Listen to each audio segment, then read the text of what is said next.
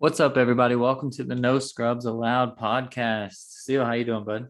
I am doing great, sir. How are you doing tonight? Doing well. It looks like you're back in studio. I like it. Um, Yeah. so there's still not much going on in the world. So of course we want to start off with our world. And I have a little good news, bad news situation with our game, Seal. Uh-oh. I'm actually sort of excited. Going into it, I knew we were playing the best team. I knew it was going to be tough. We've been having really close games. We've been losing them all, but I was like, this is going to be a real measuring stick. This is the best team. These dudes were athletic. They were cocky. They were a team that had been together for years. I even went Another back and looked one. at previous seasons, and at least the team name has been around for previous seasons. Obviously, I don't know if it's the same people or not, but they won last year, undefeated. Last season, 2 seasons ago, they went like 7-2 and lost in the semifinals. So this team name has been rolling for a while. And so we go into it and we got absolutely stomped. That's the bad news. They could not miss. We were giving them open shots because for a lot of reasons, our team, it's brand new. We run into a lot of issues, mostly on defense and turning the ball over, which is obviously bad things. But that gets me to the good news. We got shafted bad by this team, over 40 points. They doubled our score. Just bad news. Damn. But today, the next day, we have a group chat that stays pretty much quiet until game day. The captain says, "Hey, game is tonight at X time. Who's going?" And we all text in, and that's pretty much the end of it, right? Well, Yeah. today, I texted in and I was like, "Guys, we got to figure something out. Like, do you guys want to get better, or are we just like having a good time?" Like, I didn't want to sound rude, like barking orders, so I just wanted to ask. And everybody jumped on in, and they were like, "Yo, we got to figure this shit out." People are starting to send videos of defensive alignments that we could try to run and how to run them with X's and O's and shit. So we're That's what's all we're up. all starting to bounce in and say, "Nah, this ain't good enough. We don't want to sit here and play close against shitty teams and get wailed on by the good teams." So the silver lining that came out of just getting our asses whooped is that we didn't just go home and go, "Oh well, close one. Let's try again next week." We came out today and we were chatting all day about how we can get better and what we can do different, and how now we're going to go an hour early out to the park before the game and just talk through our offense and defense and shit, and then meet and then head over to the gym. So a lot of changes are taking place. So it turns out to be a good thing, but we got destroyed in the actual game. But Nice. in the end of the day, this is the first season that we've ever been together. We've literally had a new person every single week that we've just been cycling through. Only 5 of us have been consistent since I started. This is my 4th game, and the 5 of us have been consistent, and the 6th person has been a new person literally all 4 weeks. So it's kind of crazy, but now it looks like the core of us are wanting to get better and do that. So I'm excited about it. I hope it turns into us continuing to prove that we are a mainstay in the league and that we're not going to go down without a fight. That's dope. And y'all play a team that just let up 100 points next week. Yeah, So that's true. So we let up 88. The other team let up 100 to the team that I just told you guys about last week that we lost to a buzzer beater. So I have a feeling, I didn't stay and watch the game, but I have a feeling that they're a lot like us. And it's one of those things where if you run, they get tired. They send 3 people on offense, 2 people stay back. You get kind of a track meet. You get wide ass open threes. So we just got to be ready to hit our wide ass open threes, and that's all there is to it. We're not going to score 100. I don't think we'd score 100 in an empty gym, but if we can go out there and hit a good amount of our threes, I think we're going to stand a good chance against this team. So, and we're hyped, we're ready, we want to get better, and that's all I wanted to see out of this league. As I said at the very beginning, like, this is a year for getting better so that we can be better, and maybe not next season, hopefully next season, but I'm thinking like 2 seasons from now. But it looks like now everybody else is jumping on that same page and getting it together. So it's exciting.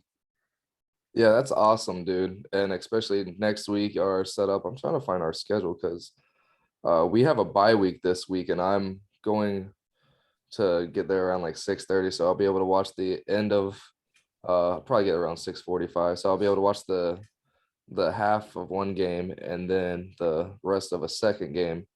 But yeah, here we go. But mine was kind of the same. Like bad news, good news. The bad news, so I'll be able to watch the 76ers and Bucks. So I'm gonna miss. Dang it, man, that stinks. I'm gonna You're gonna miss the miss the Warriors and undefeated matchup. Blazers. Yeah. Well, the Blazers. So the Warriors are the team that we're probably Right. gonna have our biggest, is what we thought.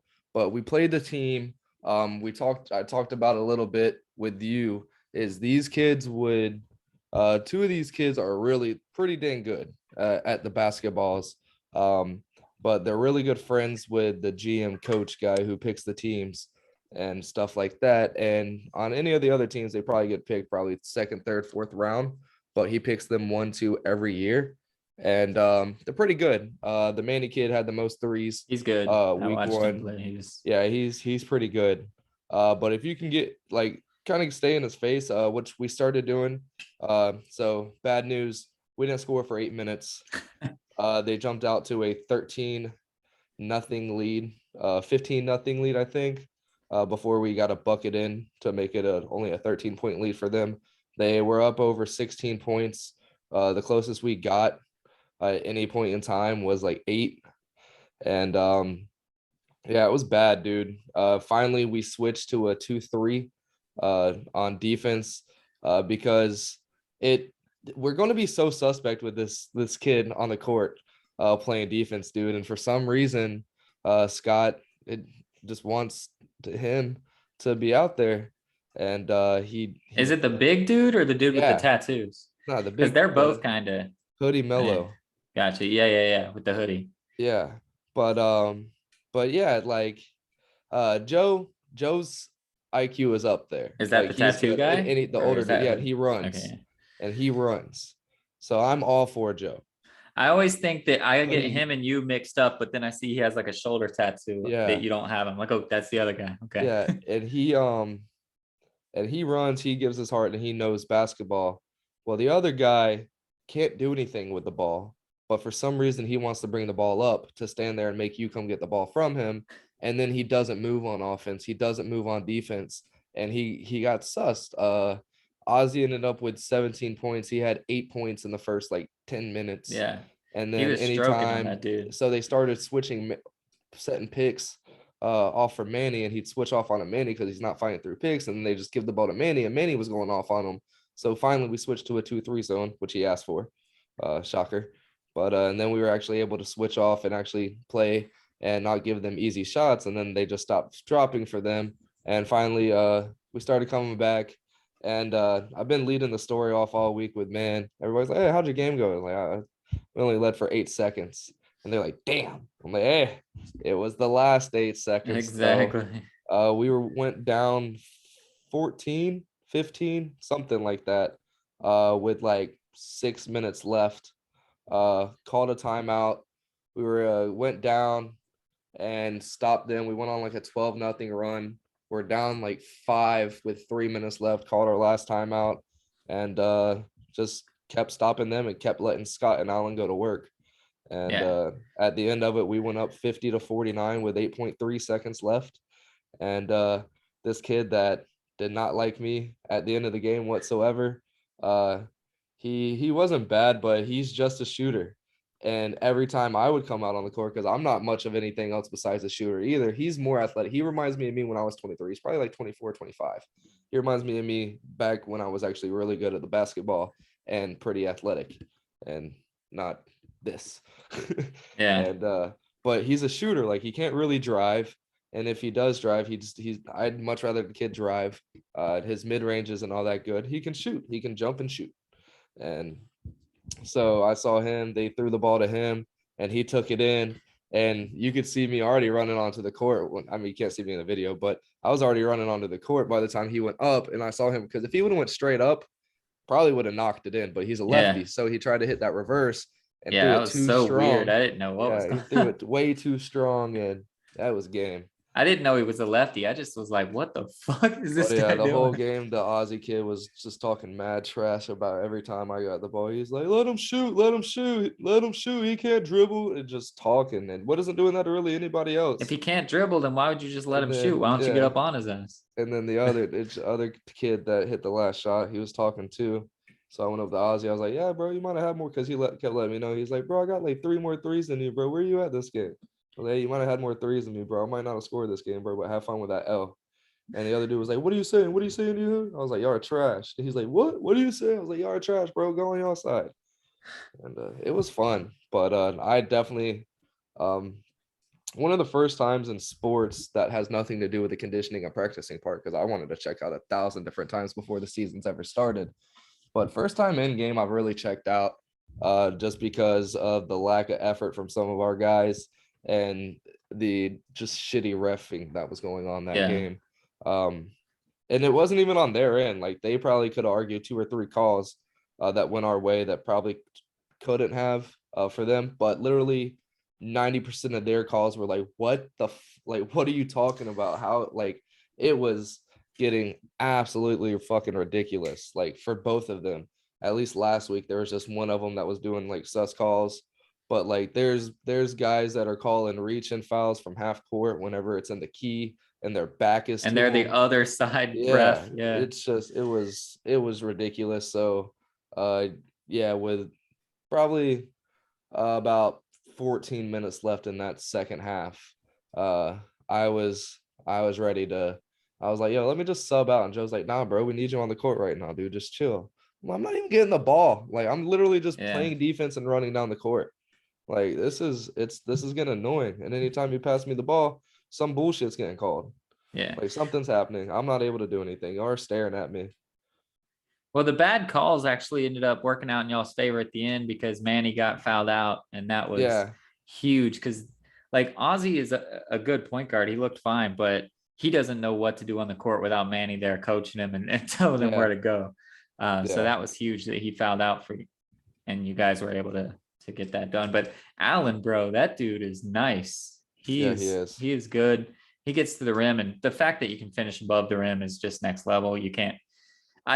One day, man, I wish I just one day that I was over the rim and just was able to do Yeah, and whatever. I appreciate that he either goes up for contact or he goes away from the basket to get away from the contact, Yeah. but he always is getting up above the rim, and he's never looking to get flashy and dunk. Yep. You saw the game whenever Manny went up and dunked, he came down and hurt his foot and had to sub out for 4 minutes. Yeah. He came back in, he was done. Right when he fouled out, he took his shoe off. Yeah. So, like, I mean, you don't dunk in games unless you're in college or in the pros, and your body's ready for that. If you saw the movie Hustle, you could see Yeah. every time this kid was dunking, Adam Sandler's getting pissed off. Like, you do not dunk. You do not dunk. You are not getting paid for this. You do not dunk. Yeah. And Yeah. yeah, so it ended up working in our favor. He wasn't himself after that dunk. And I think he had 15 points up to that point and finished with 17 or something like that, Yeah. and had 23 points the last game. But these kids know how to play with each other. They're very freaking athletic. They were playing and they were talking match. Oh, we ran 18 innings yesterday. We had a doubleheader in our baseball league yesterday. They're all joking around with each other while they're on the court. And there are some athletic kids. They can play basketball. But at the end of the game, Alan said it in the post-game interview, we're just way smarter, and we're going to be able to get it done once we get it clicking. We have 40 minutes to get there, and that's all it takes. Yeah. Yeah. The team we were against was very athletic also. And our team's just not there yet. Like we have guys that, like you said, you did, they just check out after a while. And like we were 10 minutes into the game, we were up 1. I was hitting everything. It was looking nice. And then just as the game gets going a little more, they go on these runs. And late, so in the second half, they made this switch to where they just had all 5 people outside the 3-point line, and our center will not step out of the paint. Like he would get a defensive 3 seconds every time if they actually felt like calling it. He just stays in the paint and he tries to get rebounds. So we had 4 guys trying to guard 5 guys, and with no shot clock, you just pass it around till your dude's wide open. And that's what really pissed me off, and I felt like came to bite them in the asshole. because they had 49 points literally the last 2.5, 3 minutes. And when it got minute 40, they started slow rolling and playing the clock and trying to make us foul. They literally had the ball for like 45, 50 seconds, and we only had 3 fouls. Hey, shout out to us too for not fouling them at all the whole game. But in our league, it doesn't switch at the half. Like it's 6 total fouls the whole freaking game. And if you're not fouling, you literally have to sit there and it doesn't even change to like an under 2-minute thing, at least in ours. Like you have to get up to the 6. Yeah, ours is 6 is a bonus, and then 7 is 2. Yeah. So we had to foul like 5 times, and the ref wasn't calling the 8 seconds. And like you can hear in the video, everybody on the sidelines yelling, 8 seconds doesn't reset. The 8 seconds doesn't reset. And they had like 15, 20 seconds before the 6th foul was called. Yeah. Just sitting behind half court. It was crazy. It was nonsense, but ended up biting them in the ass because they missed the 1-1. We went down, scored, and the rest is history now. We're 2-0. They're 1-1. They face the Warriors next week. I wish it was game 2, but honestly, I can definitely take a break from seeing those guys for a week, let them kind of cool down, because they were definitely ready to go outside and fight. But all I said was they're trash. And I'm allowed to say that. I beat you. It doesn't matter how many points I got. I'm undefeated. You're 1-1. Yeah. You're trash. I'm undefeated. Get out of here. And I'm 0-5, and I have talked trash to every single team. We talk about it like when you're in the game, and when dude came up and said good game after all that stuff happened, I was like, yeah, my bad, bro. He's like, but if you say that again, we can get it. I was like, oh, yeah, we can. Like, that's fine with me, bro. Like, I try to apologize to you. Like, it's in the heat of the moment. I don't even apologize. Like, if it's in the game, I don't fucking. Like, all you're saying is, we'll see you. We'll see. Yeah, get out of here, bro. You're trash. Y'all just lost. You'll see us win in the playoffs. You better hope. I talked a bunch of shit. I mean, we lost by 40, and I talked a bunch of shit. But as soon as that final buzzer sounds, I went and I good gamed everybody, and nobody said anything good, bad, or indifferent. It was just good game. No, after that game, everybody, like, you can see in the video, Allen's just staring at them, like Allen was hype, bro. Everybody was fucking hype. Scott saying, who the fuck in this league can guard me? Yeah, he was like, hitting that too small all day long. Everybody on either team's going to need about a minute to kind of calm down and get out of that mode. Yeah. But most games in that league, it's probably 10, 15 point losses in each game. So by the time the game's over, good game. Yeah. We sucked. Y'all did good, or good try, guys. Better luck. Yeah, between the lines, I'm a piece of shit. But soon as that whistle blows, I'm good. That game, win or loss, each team needs about a minute to kind of calm it down. Because if we would have been on the other side, I promise you, if they would have come and said good game, shut up, get out of here right now. Like, I'll talk to you later. Like, fuck you. You came back and just beat me. Nah, I good gamed with the team that beat us at the buzzer. Like, it's whatever to me. We had our chance. It's like when a fighter talks shit after he gets knocked out, bro. You had were going too. And this was the first time being in a league game where I had children to tend to. Like, I talked to you before the game, and I was like, gonna go 0 dark 30 here in a little bit. Well, had to go pick up the baby because stepson was sick, running a fever. Had to go get him at like 3:30, and we had to just drive around and do stuff until 4:45 for the game. And I'm driving around hearing the tap tap going and the baby music and him watching video. It was just there was no time except got on the court, warm-ups, hit 7 in a row, started calling myself Denny's because that shit's all day long whenever you need it. And got one shot, airballed it over the frick. I just need to shoot straight ahead my first couple shots. But yeah, airballed it and didn't see the ball again. When I did, I would try to find Allen or Scott because that seems to be the only good thing to do on this team. So that's why I'm wearing my Delavadova. I don't know if you can see it, but I'm in my role of role player. Not going to win Rookie of the Year, not going to win 6 Man of the Year. I realize that. Don't give a fuck this year. Just going to go win that championship. It's going to be really cool to go out there, win a championship year 1. And then hopefully next year I'll end up on some bum fucking team that doesn't give a shit. I know I'm not going to get drafted by the Blazers. So that's never going to happen. That's a good team every year that I will never end up on now.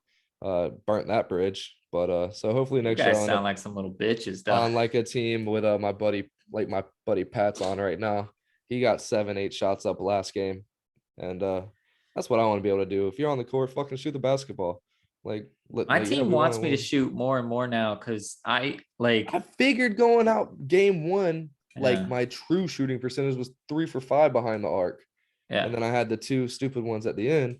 But like, dude, I'm shooting lights out game one of the league. And then the second game, I get 1 shot off. Yeah. I mean, you guys have guys though. Like my team needs me to be.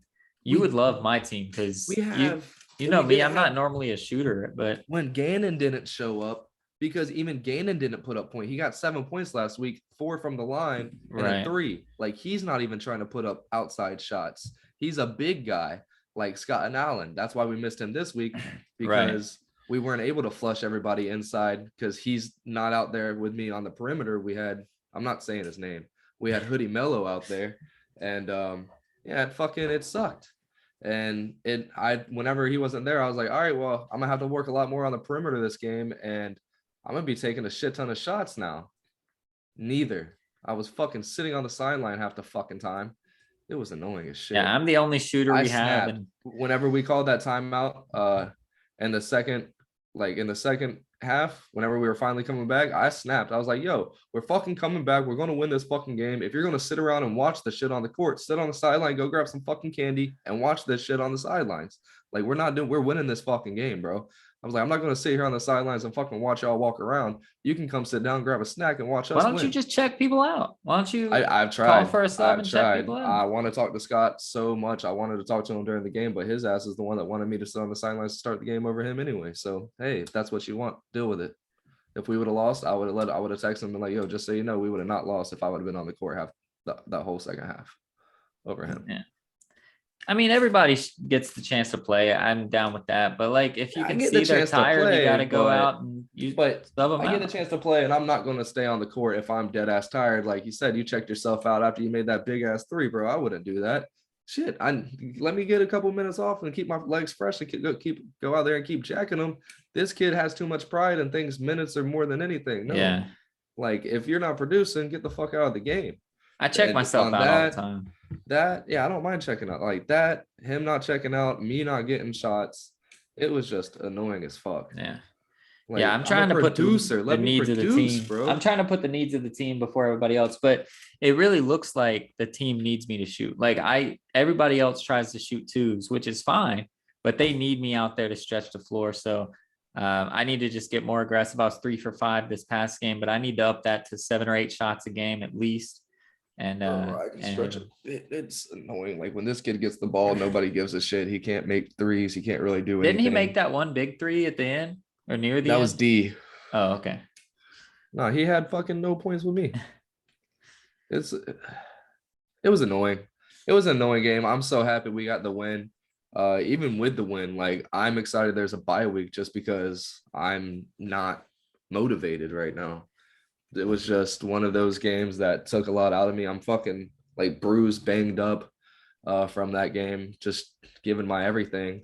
And Is that the guy you traded for? Didn't you trade somebody before this? No, we traded for Gannon. Oh, okay. Yeah. This was Porter was our last pick. Gotcha. I mean, he's the only guy you haven't named, so yeah, he was our last pick. So I mean, it's straight. I don't know. I do care. I'm not gonna sit here and lie. It's just as long as we win this championship, at the end of the day, I won't care. Right. But if we were to lose that game, I would have fucking been pissed off even more than I originally am. Yeah. For that fact. Like we won by 1 point, bro, and that shouldn't have happened. Like when we finally went to a 2-3, we should have been able to shut them down. Yeah. And my guy, listen, this dude D is cool as shit. He's one of those guys like, yo, we paid $100. I don't care. Let's play. Right. Bro, you were the second pick in this fucking, like in our team. You can't act like that. Like you have to come out here and be like Allen, bro. And he's going to get his cool little 5-7 points a game. Fine, not. No, bro. You were the second pick on the team. You can't do that. He's chilling. He's cool as fuck. I love dude. Yeah. He's awesome. But man, when I see him on that court, he just gets the ball and passes it off. And I'm like, bro, they're doing the second pick. Like He has really a good weird at that. ass shot too. He like doesn't He's even good jump. at he's good at the basketball, bro. He's just chilling. And it's cool. Like everybody on our team can produce on offense for the most part. Yeah. But not a lot of people are that good on defense. We have about 6 people that are good on defense. Yeah, that's how I felt after that last game that we lost by 1. I was pissed that I thought that I could have done differently because I ended the game on the bench because I was just being nice, right? Like you've played with me, like I always let the scrub guy go play, and we had a new guy, and I was like, let me let him play. So after we lost that, I was like, there won't be a final buzzer that I'm not out on the floor anymore. So even though we were down 40, I checked myself in. I said, I'm gonna be on the fucking floor for the last bit. Because I'm gonna do what I can. And my first stint, I actually went like 14 minutes to start the game before I got tired, which was nice. And we were only down 6, which if you remember, like 4 weeks ago, I started on the bench. And when I came out, we were already down like 20. So it's a little bit different. I had already had 2 threes at that time. So I'm trying to be more aggressive. I'm trying to just, everybody on my team is so encouraging. Like they all tell me, hey, you need to shoot more. You're our sharpshooter. You're hitting these things. We need you to shoot. So they want me to. I always feel bad when I shoot a shit ton in a league that everybody paid for because I don't want to steal shots from people. But if that's what they want and that's what they need, I'm gonna have to give it to them. Well, I'm gonna be able to get excited going back into this. So we have our bye week, and then we play the Bucks and the Sixers in the next 2 weeks after that. And that's 2 teams who are 0-2 and can't seem to score over 40 points. So we should be fine. The guys that we have, if we can really start playing to our strengths, there's no way in fuck we're ever going to go on an 8-minute run with no points. Right. Like there's just no way. And even when that happens, we can definitely keep every single team to getting 10, 12 points every 10 minutes. And that's, if we're able to do that, there's not a team in this league that's going to be able to beat us. Even when the Warriors, they didn't look that good in their first game, but they're also missing one of the better players, another steal in the draft. I'm still going to say I'm a fucking steal. I don't care. But another steal in the draft, this guy, Brandon, who's on the Warriors, he has a bum shoulder. So he's really going to be able to play like maybe 2 games in the regular season, but he's an instant factor when he comes back. So you're really playing a man down the whole season, but to get them in the playoffs on that team, that's going to be a really, really good team to watch. But it's going to be fun. I'm excited for it. It's a 3-man race, it seems like, and it was supposed to be a 4-man race, but nobody's really given too much faith in the Grizzlies after what we did to them week 1. We'll see. They had a bye week after that, so maybe. And we went out. Oh, excuse me, this little piece of whatever it is. All right, it's something on the floor. It was annoying, man. I had to see what it was. But we did so good in the first week. We were given 6 points last week. Or no, we were giving 6 points. The Blazers were beating us 6-0 going into the game. Right. And beat them by 1 point. So yeah, we looked really good week 1. I don't know what happened last week. Yeah, I do. We weren't looking for the 3-point shot that much at all in that last game. And it came to bite us in the ass there for a while. But hopefully we'll get it together. I'm going to try to talk to Scott over the next couple of weeks. Hopefully he's there during the bye week.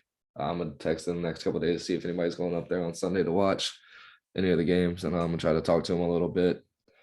But yeah, it's cool for me though. Like you're like, motherfucker, you're like actually have a chance to win this whole thing. And you're being a little grouch. No, I wasn't trying to be. Hopefully we'll get it together and not a buzzer beater, but have to have a game winner in the last 10 seconds again. That's what I've told you, like off our podcast. Like, I don't want to be in your situation because if I was on a team that was expected to win, I'd be feeling the same way as you. And like, I want every game to be fun right now. I'd be pissed if there was some guy that was worse than me on the court at the end of the game when I should be out there. And I don't want to feel that way. So I'm happy with the situation I'm on.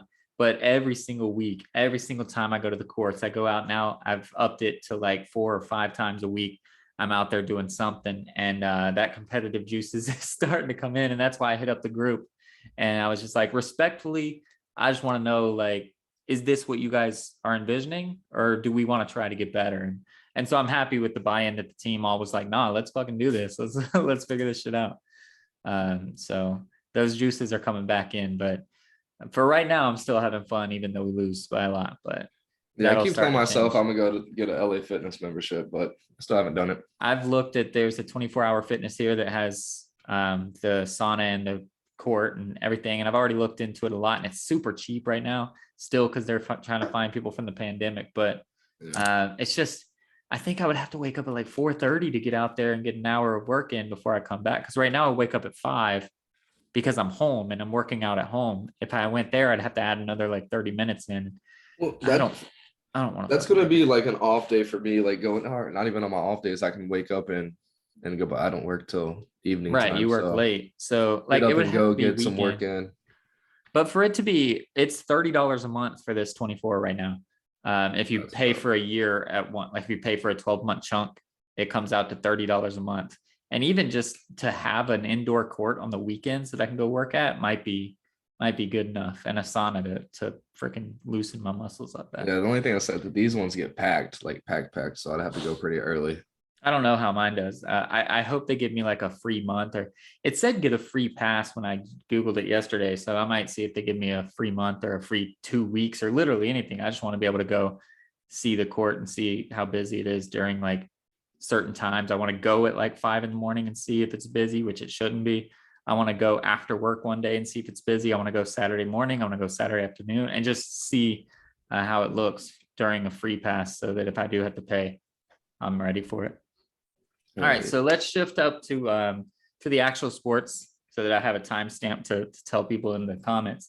In the real sports, there wasn't much that was going on, but before we jump into the NBA Finals, which is going to be on its last legs, it will be over whenever we are talking to you next time, whether the Warriors win in 6 or 7.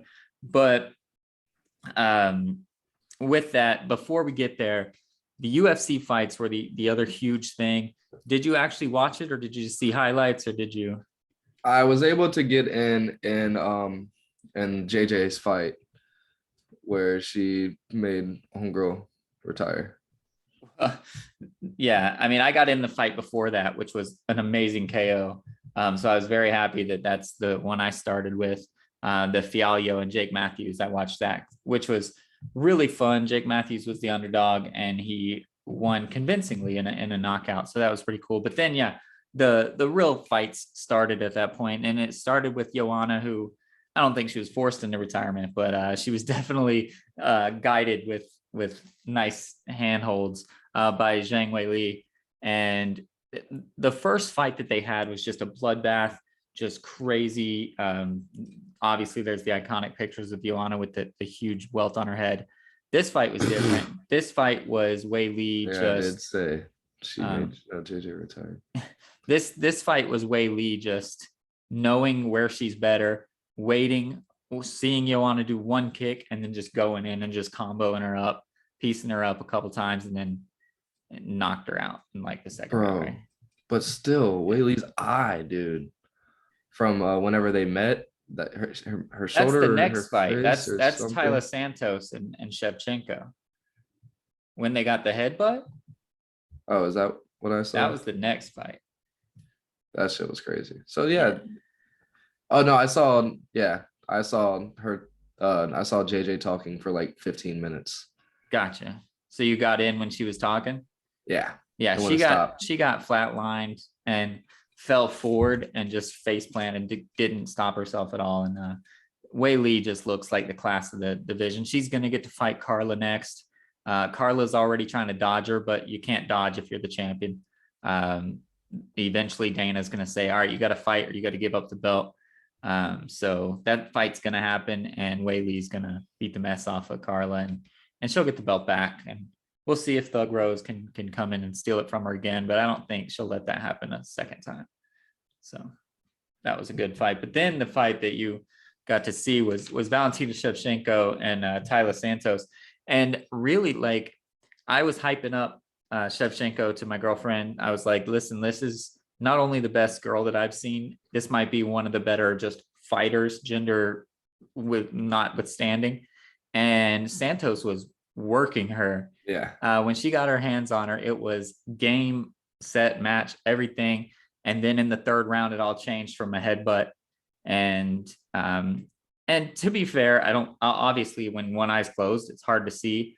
But the fourth and fifth round was also going to be Valentina's rounds because she's used to that as the champion. Santos isn't. But the tide really turned, and Shabshenko just started beating the mess off her. So yeah, I mean, you could see, and I'm not even going to try to say either of their names.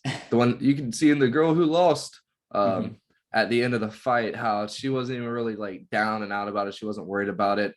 Once her eye was closed, there was really nothing she could do. And like all the conditioning she did, like you're really trying to scrap in the championship rounds with one eye. And we all know that causes like not being able to tell depth and all that stuff. And that's the biggest thing in the world when it comes to fighting in close quarters combat is knowing depth and where people are and what to do whenever you see stuff. And being blind on one side, not being able to see a lot, that'll definitely come back to bite you in the ass, which it did in a big way. But hey, shout out to her going 5 rounds and really showing that this could end up being a 2 or 3 course meal when it comes to these two fighting each other. And this was probably one of the better fights. The last fight we're going to talk about was definitely the most shocking for me. Well, it was definitely the best fight too, just from start to finish. Yeah, I think. But this whole card was full of good fights. But yeah, Valentina Shabshenko, the champion, she I think was slightly hurt, but she didn't fight like she was hurt. Like I'm not trying to say that that's why Santos was in it, but she definitely fought a little less confident. Like she didn't. Yeah. She was scared. She was just standing there waiting for the counter, and you saw why she was scared. When she finally got close, Santos could easily get her to the ground, which is crazy. We've never really seen somebody be able to do that stuff. Shabshenko likes to beat people at their own game, and she realized real early she can't beat her at her own game, so she had to stand back and start striking, which again, like you alluded to with the no depth perception and stuff, Santos started catching punches with her face instead of being able to dodge them, and turned real quick. I don't think that the decision was wrong or anything, but Santos should definitely have earned a rematch at the very least. Oh yeah, absolutely. We're going to see this a couple of different times, I feel like, for sure. So that's really exciting. But then the main event of the evening was Glover Teixeira, the oldest champion, trying to defend his title against Yuri Prochazka, who, for lack of better term, I know this is going to sound derogatory, but it's not. He's a weird guy. Very much so. Weird just being not what people expect, not the usual kind of thing. He punches trees, he meditates, he screams in like tongues or whatever, which I guess is just his meditating vocal sounds. I'm not a meditator, so I know that's an actual thing that they do, but he just like yells random words that don't make sense. And he has this weird little hair flip that he has. It's just a goofy, he comes at you in like this drunken monkey style of fighting. But he's creative, he's great. He's one of the better fighters we've seen. He's undefeated, and Glover had none of that. He did not give a shit. He knew what his fight was. He knew that his fight was, I'm going to try to grab you. I'm going to try to get you down. I'm going to try to submit you. And he did that for a solid, 4 rounds, 4 minutes and 25 seconds. He was killing him. It was a great fight. And I really thought old Tex was going to be able to get it done. He was 30 seconds away from the win. I don't think there was any doubt in anyone's mind that he was ahead on the cards. Yeah, and it sucked, man. At the end, I'm just like screaming while at work, rolling silverware. I'm like, what are you doing? Like, try to escape, try to do something. You could tell his old ass was pretty wore out at that point in time. And he tried for about 15 seconds and said, fuck this shit. I would have done something like, you know what? In practice, I've been able to hold my breath for a minute. So why can't I hold my breath for 30 seconds and hope for the best? But like, they don't know how much time is left. You know, he could have thought, who knows? There could be 30 seconds. There could be 3 more minutes. Yeah. He doesn't know. But if you could have heard like, there's 30 seconds left, then you're just like, well, pass me out then, bro, because I'm not about to tap. You better pass me out before I get to 30 seconds. Yeah, I saw it. I knew that he was about to tap. I was freaking the fuck out. Oh, for sure. It was a good. And you couldn't see it from the camera. And so when I saw him, I was like, what are you doing? And they immediately had to replay the camera angle that caught it. I was surprised that the ref saw it because it was on the opposite side of the ref. Yeah.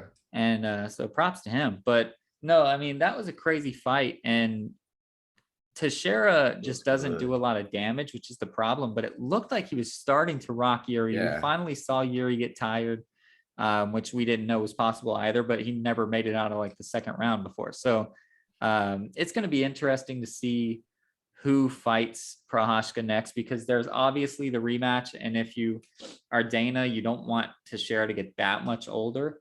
But then there's obviously like Jan Blachowicz and those guys waiting in the wings as well. So ever since John Jones left the title on the ground while he was doing crack on the table, that's why I had to be on the ground, whatever you do. And he this series or this weight class has been just crazy. So yeah, it's been nuts. It's going to keep changing hands too until we find the next big somebody. That's really how that divisions went for a while. And well, Izzy could try to come back up, or you think that one time trying and losing, it's just, yeah, he tried. Let's go back to He tried. It's done. well, John Jones ran from the shit. He's up and trying to get up in heavyweight now. Yeah, I'm excited to see that too, if he's able to get that done. Those are going to be some fun fights for him over there. But yeah, UFC's got another big card coming up here in what, 3 weeks? The Izzy one, yeah, on July 4th weekend. Yeah. So yeah, I guess that is 3 weeks. I'm excited. It's Izzy, it's Volkanovsky Holloway the third. So actually, Sugar Show's coming back too, right? Yeah, I think so. Let's talk about that real quick. Just obviously we have a month to talk about it again, but just the one, Volkanovsky and Holloway. So Volkanovsky has already beat him twice. This is a weird situation where they give the trilogy after you've already lost twice. Well, it's because Holloway is the class of the division. It's like Colby going up against Usman so many times and continuing to lose. But the question stands, what if Holloway wins? Like, does Volkanovsky immediately have a rematch? Yeah. Because usually after the trilogy, they're like, guys, 3 fights is enough. But like normally the third fight is the tiebreaker. So it's a little weird.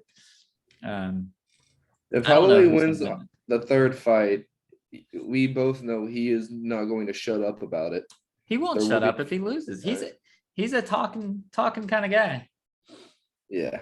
I love Max Holloway, but he's a punk. I don't like him. He is a punk, and he's you. Like if you were good at fighting and had a mic in front of your mouth. Yeah. He's blessed, dog. It's the blessed generation, bro. He's a punk. But yeah, Max has no shot anyway, so there won't be a fourth one. No shot. Yeah. Did you see Max's last fight? He was dominant, which I mean, Volk's been dominant every single fight that he's ever had. So I just think Volk's got his number. It's going to be quick. But that card top to bottom is going to be fun. We can talk about it the week before. But yeah, I'm really excited for that one. And after this card, this was a great one. The UFC's really had a good couple runs here now. And this one seems to be the last one we had was a historic ass one. This one seemed pretty historic with one of the women's best retiring out of nowhere. And then old Tex. Sort of out of nowhere. I mean, she's tapping. Yeah, Tex tapping, which I'd never thought would happen. And it was a fun one. And then so this will be 3 great ones. And we haven't said that about the UFC in about 6-7 years now. Yeah. Usually the July 4th card is a big one, but you expect them normally to load up around that with just shitty fights. So it's kind of cool that it worked out that way. So before we move on to basketball, I know I literally said that before the UFC. But I just want to see you.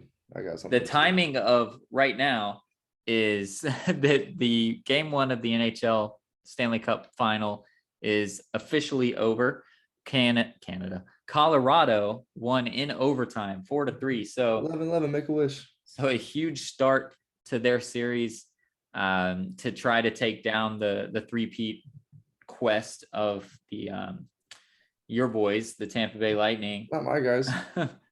Well, you said the cup's coming to Florida, so that's the last Florida team left. So a good start by Colorado to get it going and get it done.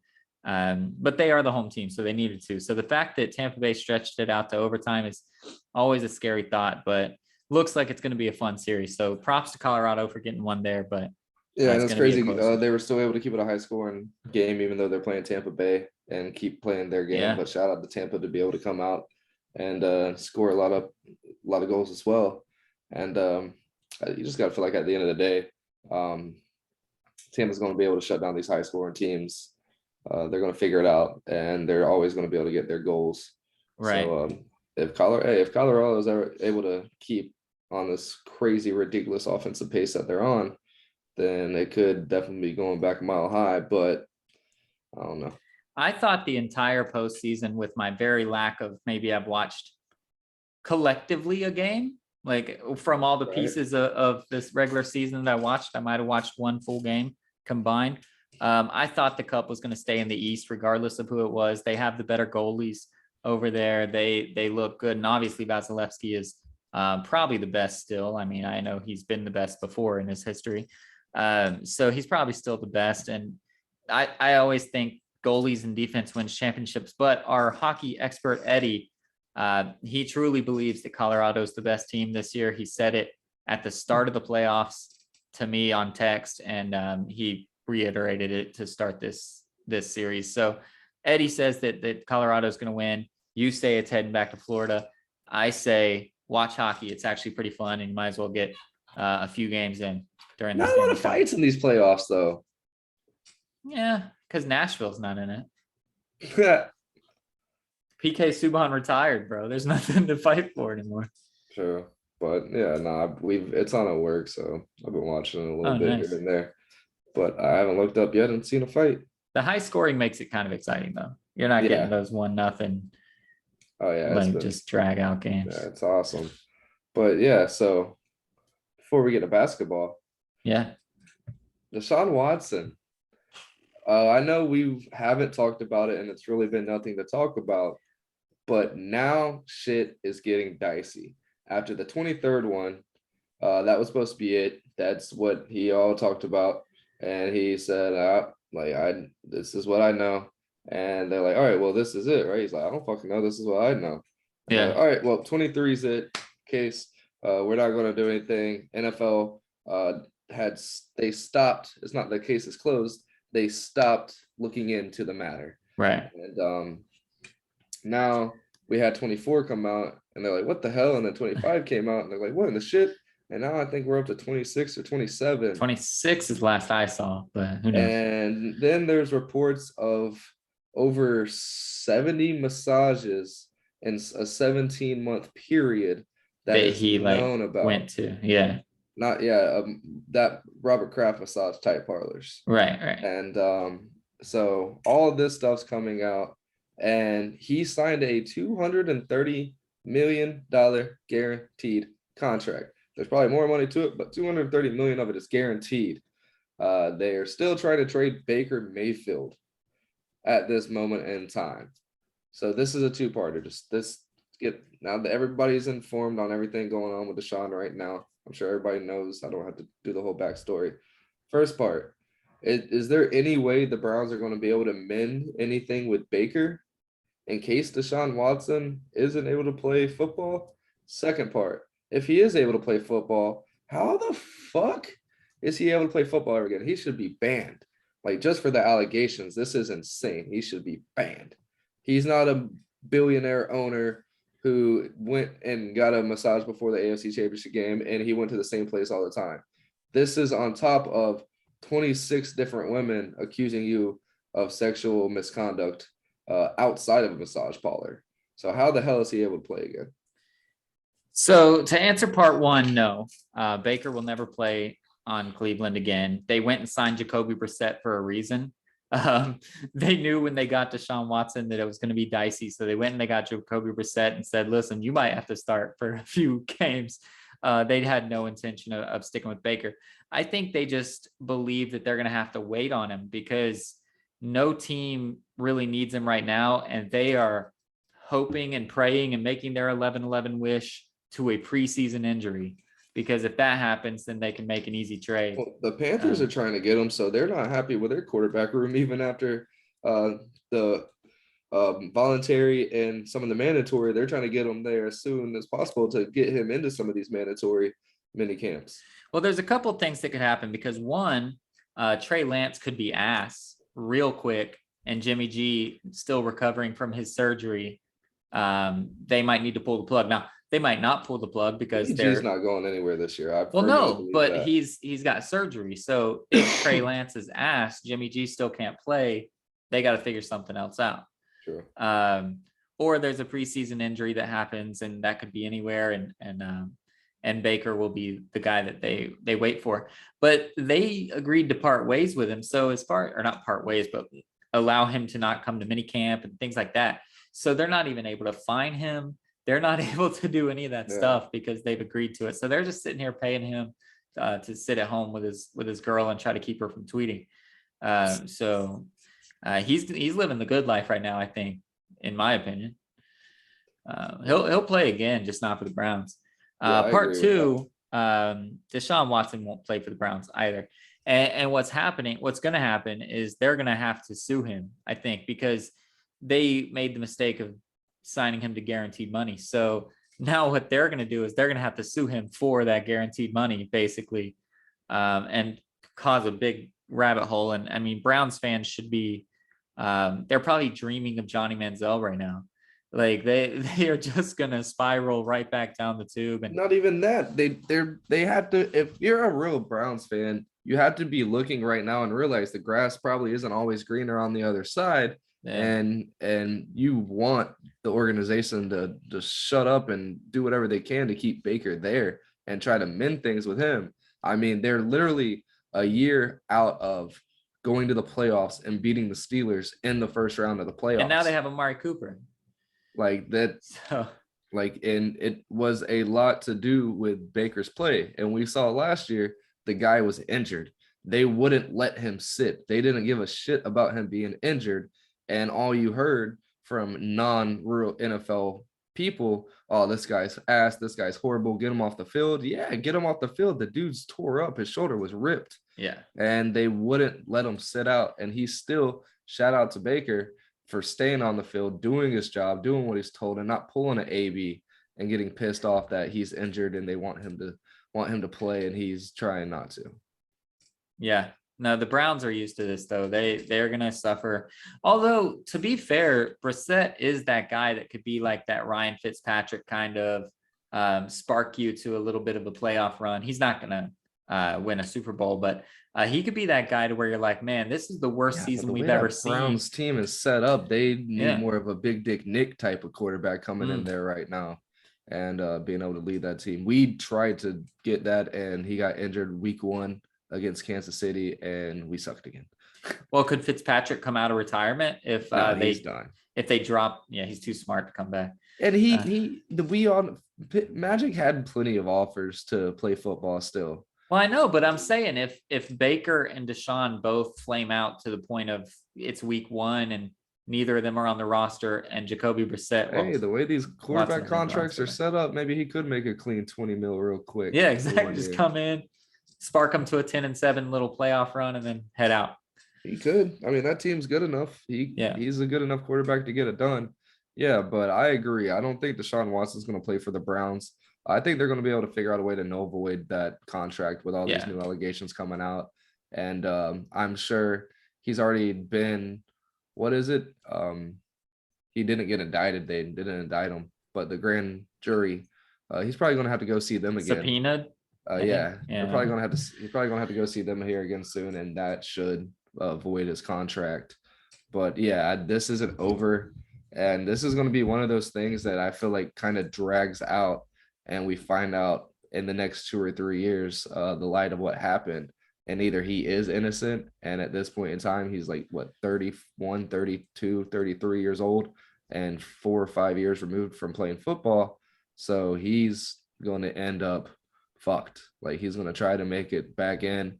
And I mean, we all saw what Michael Vick was able to do out of the game, and Deshaun Watson isn't in jail, and he's able to probably has a lot of money saved up from his contracts in the league, and has a team around him, so he's still ready to go. But at that point in time, If you are innocent, you're left with that. We all see what's going on with a lot of the politicals of sports nowadays. It's going to be hard for him to find a job. So yeah, maybe we saw not play for the Browns. He might never play in the league again, which is just crazy. the optics of it alone would probably force him out of the league. But it's hard to say he's innocent. And I know that innocent and guilty are black and white in the sense of when that judgment has come out. But there's no way he's 100% innocent if all this shit's coming out. Now, he might not have done anything necessarily criminal, depending on the whole situation. We don't know. But I can guarantee you something happened. It's not like all these stories are coming out of nowhere. So it's going to be real hard with optics of the NFL, with the owners of the NFL probably not needing any more stuff heaped onto them at all. So they're going to try to probably shoo him away pretty quick. But yeah. And it's crazy to think like this country's been around for so long and there's still stuff that really don't have laws pertaining to them. Have you seen the Netflix series Our Father? It's not a series. It's like a 1 hour. Yeah. The sperm donor guy. Yeah, I know of it. I haven't seen the series, but I've heard the story on a podcast. So it's crazy as hell. And that whole thing, there was no law in that state pertaining to it. So at the end of the day, he wasn't like he didn't have to give any of the girls money. It wasn't a crime. Yeah, like it wasn't a crime what he was doing, using his sperm instead of. Sometimes he was supposed to be using a donor. Sometimes he was supposed to be using the husband's. Well, not even that, but the law actually worked in his favor because of disclosure laws. To where even more so he had a reason for not telling anybody. Like the law actually helped him out. Yeah, but it's crazy. Even the ones, I think there was like 5 or 6 of them where they were supposed to be taking the husband's semen and trying to help the wife have a miracle baby. And he wasn't taking the husband's semen. He was using his semen and making the miracle baby. And I think there was like over like 60, 70. Yeah, like that 23andMe and Ancestry. Dude. And it's probably more now since they've done the documentary, because now since the pandemic, so many people are starting to do the Ancestry and 23andMe since they opened up the science side of it to see if you're have this strain and this thing and this thing. And I did it. That thing's pretty dope with all the health and stuff. I was like kind of pissed off. I'm like 3% indigenous American. Yeah. I was like, yo, I'm supposed to be way more than that. Like you said, we all saw my grandpa. Like, what the fuck? And yeah, like you just get drowned out at the end. 3% is pretty high, actually. Yeah, that's what I looked up. It's like most people are like in the 0.2 to like 0.8 radius. Yeah. But for the most part, if you're not like sitting with your grandparents doing the whole tribal shit at the Seminole, collecting your money from the casino, you're really not that high percentage these days. And I forget. It's on her thing. I'm like mostly like British and Irish or some shit. I'm a European mutt though. Like I think it's my grandma's side. All Europe, all different kinds. Nice. Just mudded up. I am 97.9% European. 84.9 of that is Irish. Damn. And then it's like 80% and then a shit ton of stuff. I don't have like any Native American. So my next one is Sub-Saharan African, which everybody has that. Yeah. But mine's pretty high. Mine's 1.5%, which I think most people's are like 0.5% or so. So I got some African in me somewhere. Yeah, I need to get mine on my phone so I can look at that stuff. But she wanted to know more so about the science side of it. But yeah, dude, so a lot of people do it. The science side is cool, bro. It's awesome. Like I see that I could get diabetes. I'd eventually need to start eating right or eating certain things to where I don't go blind, because I have a higher risk of getting this disease that fucks up my retinas. And that doesn't make you go blind, but it'll make you not be able to like know that this is a computer or you're Travis. I'll just like see a face. Yeah.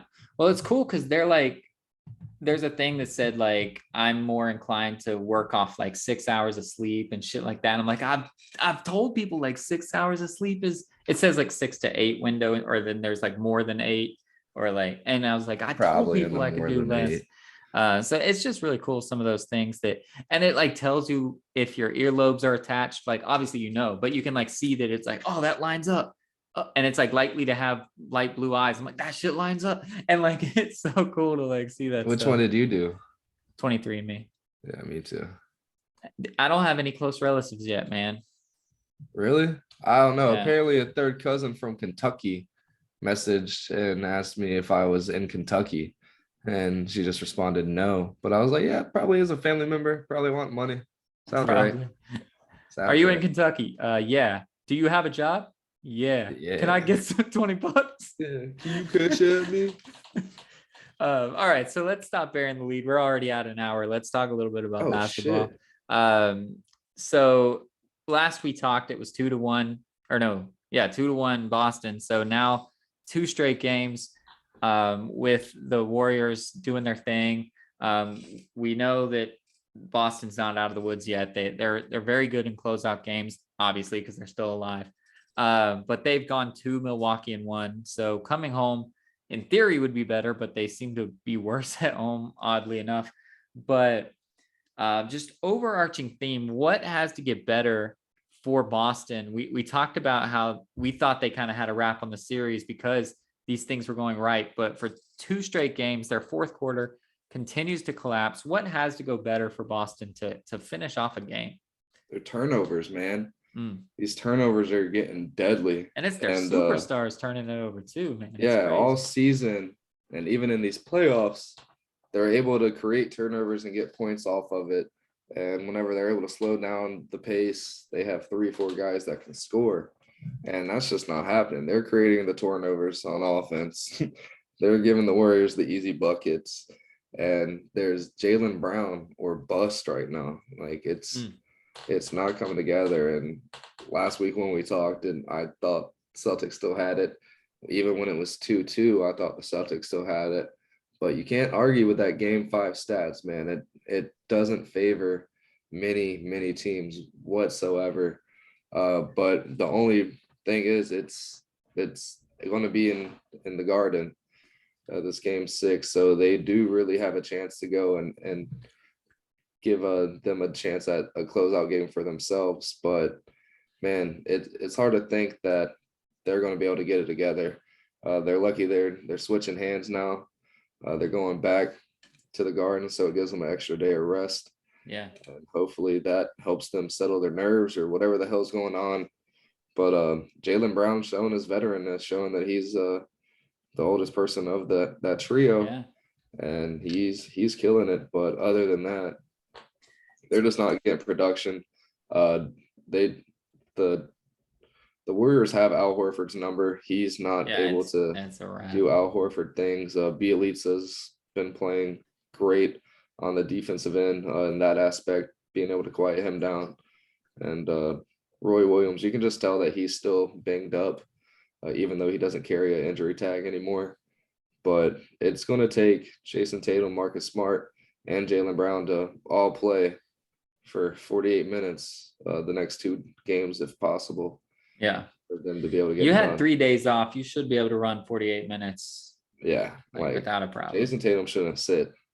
And he also shouldn't ever go through a playoffs to where he has almost 100 turnovers. Yeah, for sure. He passed LeBron for the most playoff turnovers in a playoffs. Which sucks. I always made fun of the bum which for is that. Pretty crazy. So we saw at the beginning of the series through 4 games, the Boston defensive approach was, let's see if Curry can one-man show and beat us. Well, game 4, that happened in spades. Curry one-man showed, beat them. So finally they said, you know what? This is too tight. Let's stop Curry and let's make everybody else beat us. That happened in game 5. So in game 6, with it being back in the Garden, with the role players of the Warriors not going to be as good, do you try to run back that game 5 defense and say, listen, if Steph scores 16 points in the Garden, there's no way they beat us? Or do you have to change it up again? No, I think you got to stay to it. what they did last game. They just have to get out there and be able to put up more of an effort on the offensive end. Like the Warriors didn't really go off in any quarter Yeah. like the Warriors can. There wasn't a 30-point quarter that whole game. So I really think that they were able to like get all their ducks in a row. It's just on the offensive side, they weren't able to do anything. How many? Let me see that real quick.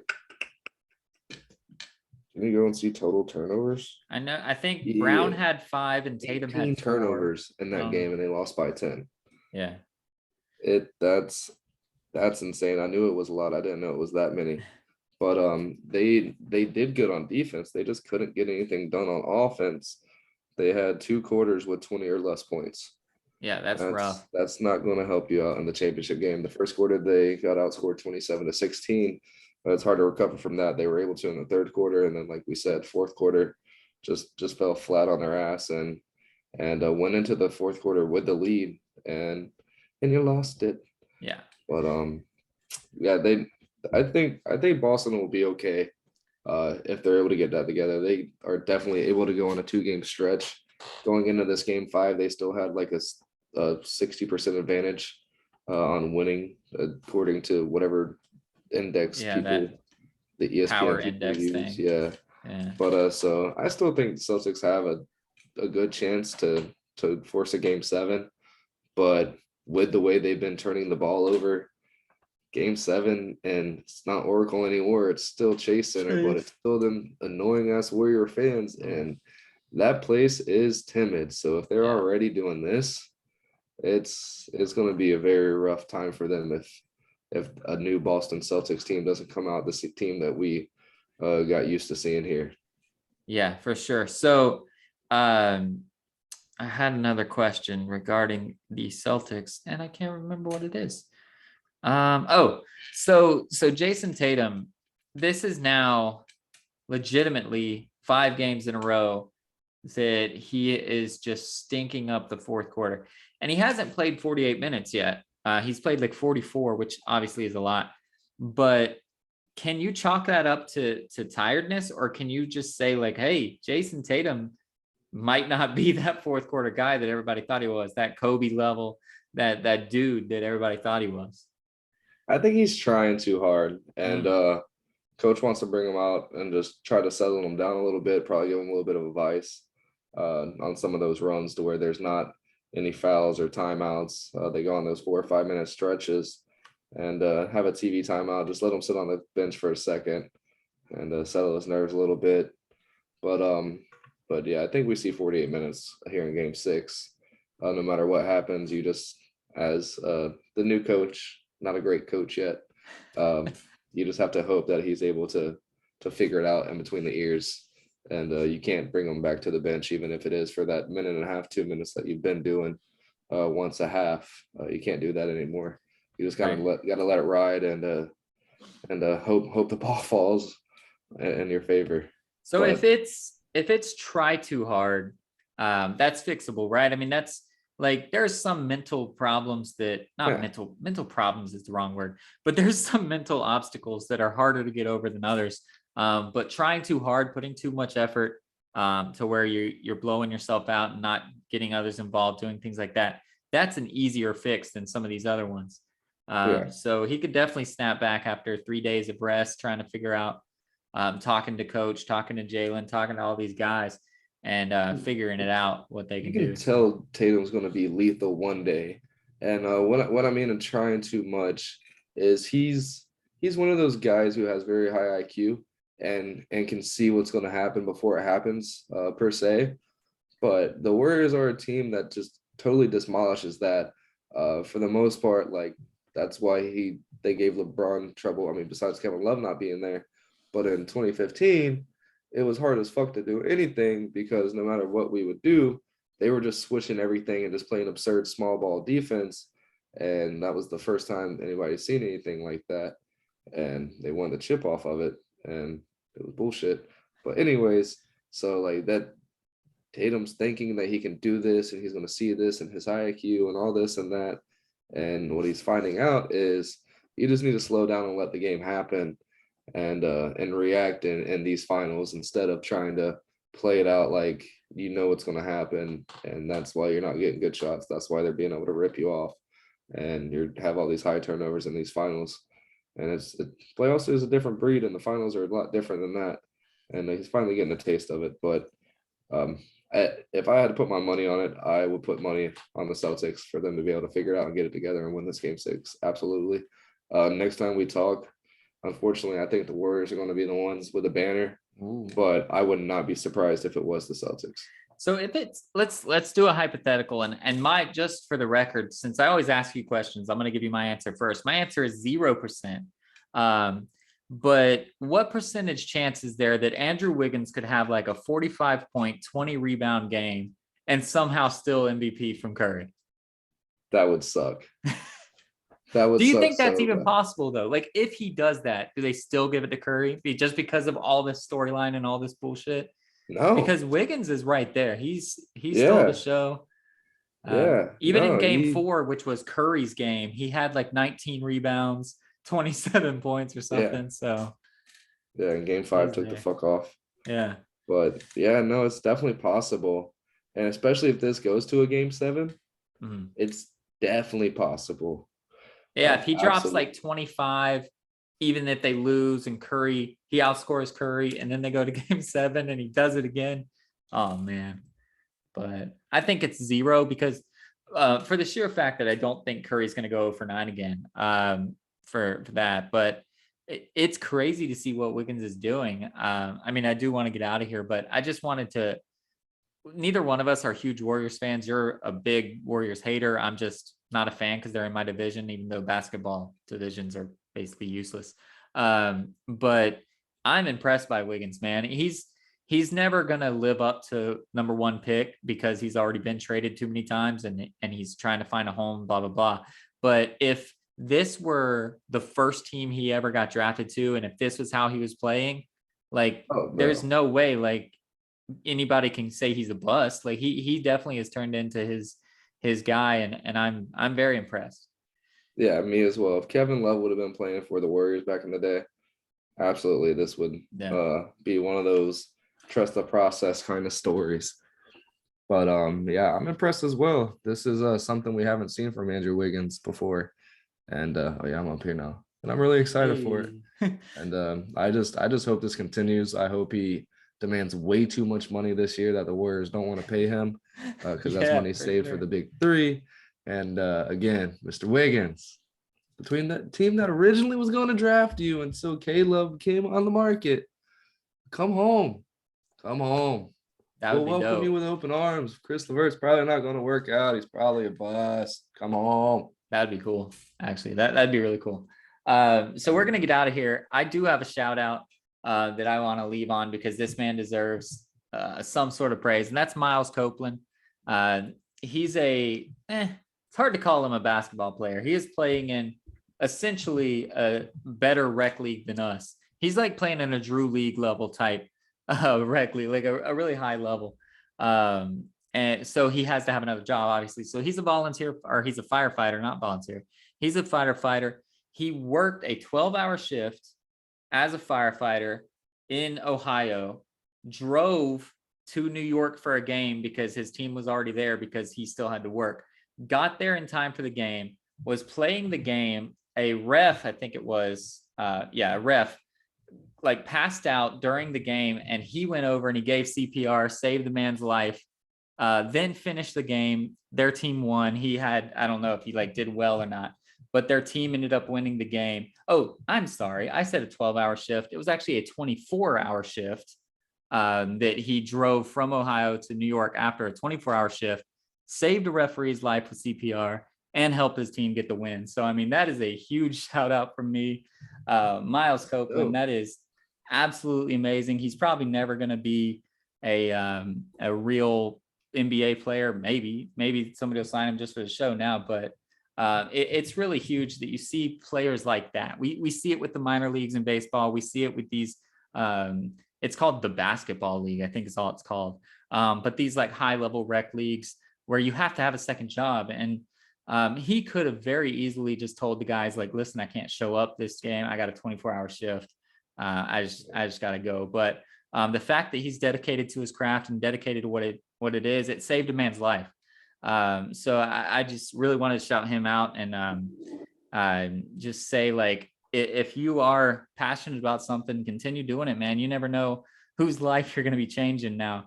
I hope a ref never passes out in front of me, because while I know CPR, I'm no longer certified. It's been years. But just continue to follow your dream. You might change somebody's life. There might have been a kid watching and say, like, man, now I have a hero, and that story is inspiring to somebody. So don't worry about what others are doing. Don't worry about if you're tired, this, that, and the other. Just keep chasing your dreams. Keep doing what you love to do. Have fun with it. And just as always, be a stud, not a scrub.